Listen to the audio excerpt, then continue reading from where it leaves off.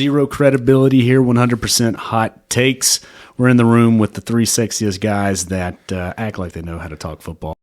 Josh Allen, is he this generation's Brett Favre? JT, start with you. Yeah, we got to start with absolutely. And for all the right and wrong reasons. Favre is such a fun player to watch. When he was a Packer, I hated him because I'm a Vikings fan. He came over to my Vikings. I loved him. But what did he do? He took us all the way into the playoffs only for Favre to do what Favre does and turn over the ball and not be able to finish.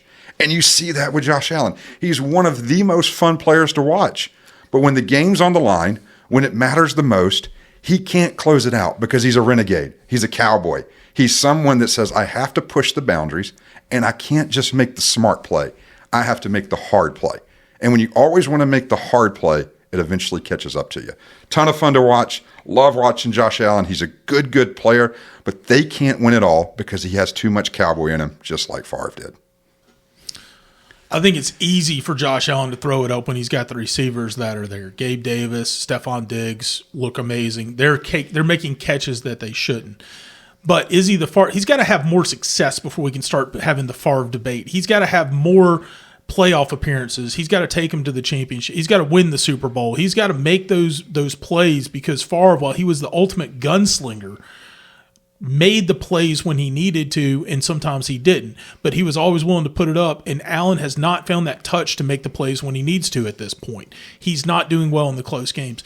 If anything, the ultimate Brett Favre right now is playing for the Cleveland Browns, and that's Joe Flacco. You want to talk about somebody that's throwing 3-4 touchdowns a game and 3 and 4 interceptions, that's Favre-esque.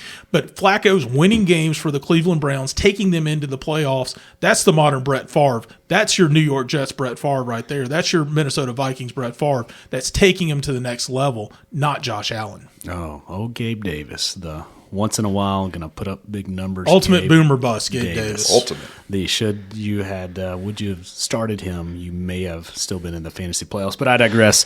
Here we are, Josh Allen. Guys, if you go back to that Chiefs game, you have two of the top quarterbacks in the league. But if you watch that game, it was a disaster. You've got quarterbacks running outside the pocket, basically getting tripped up, tackled, turning upside down, still trying to throw the ball into the abyss where anybody can sit there and get it, grab it, intercept it. He leads the league in interceptions. I think that's a fair stat to say. It doesn't matter. We got zero credibility. He has a lot of them. It is what it is. He is this generation's Brett Favre.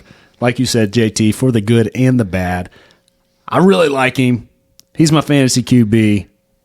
He didn't get me into the playoffs, so that says enough on his turnover record. But, yeah, he absolutely is the generation's Brett Favre.